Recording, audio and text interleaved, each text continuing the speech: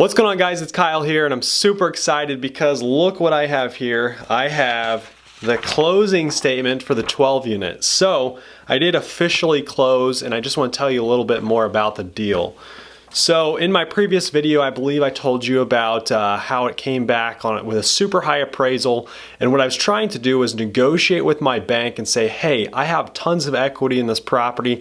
Do I really need to put 20% down?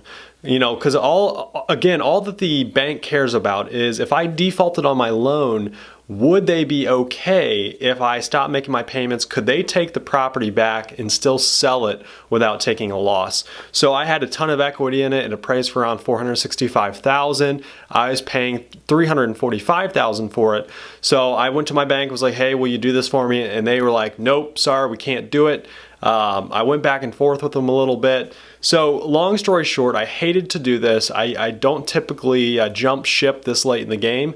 However, I did decide to go with another lender about a week before we closed, which is really insane. So typically I would not recommend people do that. However, the appraisal was already completed, the title work was done, and I checked with everyone, and the new bank said, hey, we can use the appraisal that the first bank ordered. The title company was good with everyone switching, so that's what we did. We made it happen. So within a week, I was able to switch banks, and the terms that they offered me was I only needed 10% down. They were going to give it to me on a 20-year amortization schedule at 4.25%, and it will balloon in 5 years. Now, if you don't know what a balloon is, it means that at the end of 5 years, more or less, they're like, hey, your whole entire loan is due. But really what usually happens is we just refinance the loan at that time. So I'm going to throw up on the screen real quick a screenshot of what the current rents are. Now these are 1-bedroom and 2-bedroom units, and the 1-bedroom should probably be renting for somewhere around $450 a month, and the two bedrooms, somewhere around $550 a month, give or take probably, $25. So clearly, as you can see, these units are very, very under rented. Now, some of the units have been renovated, some of them have not. A lot of them need a lot of work yet.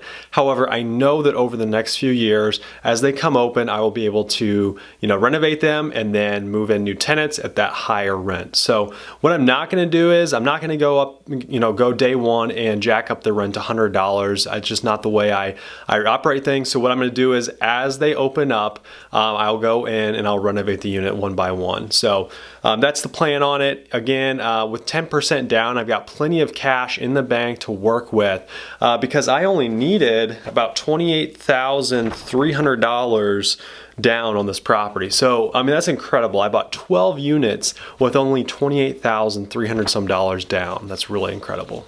So something that I want to bring up to you guys that the seller told me at closing was just being consistent and persistent about them selling it. So if you guys didn't watch the videos previously about this 12 unit, I had been contacting them for about 2 years straight, on and off. Every 6 months I'd shoot them a text or give them a call, and they were always like, hey, we're not ready to sell, but maybe in the future.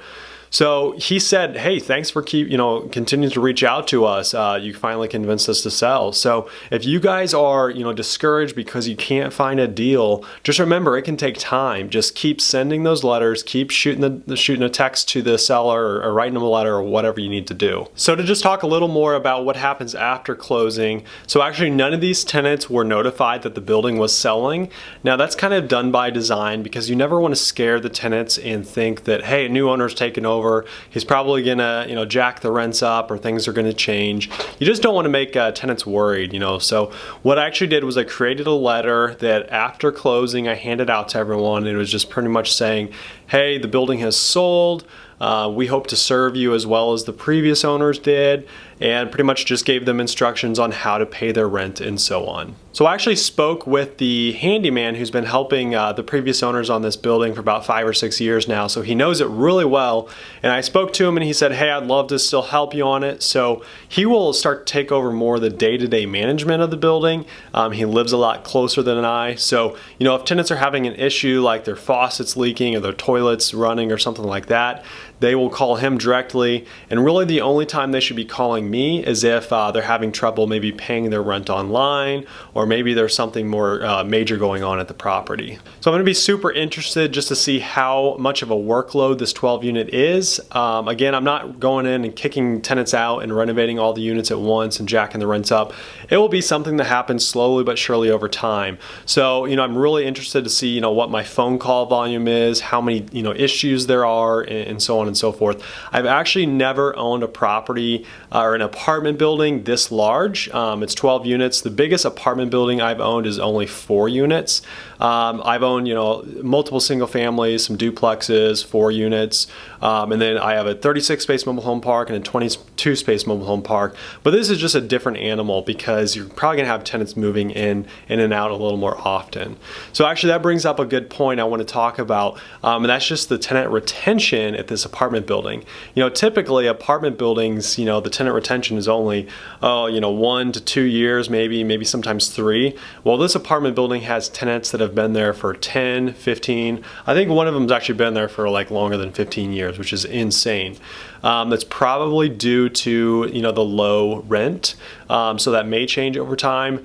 But I'm super excited because this property is in a really great location in a really good town, and I think that also has something to do with why tenants are staying so long. Well, guys, I hope to take you along on this journey. I'll try to film more on site at the actual apartment building. I'm sure I'll start going there, probably weekly, if not more.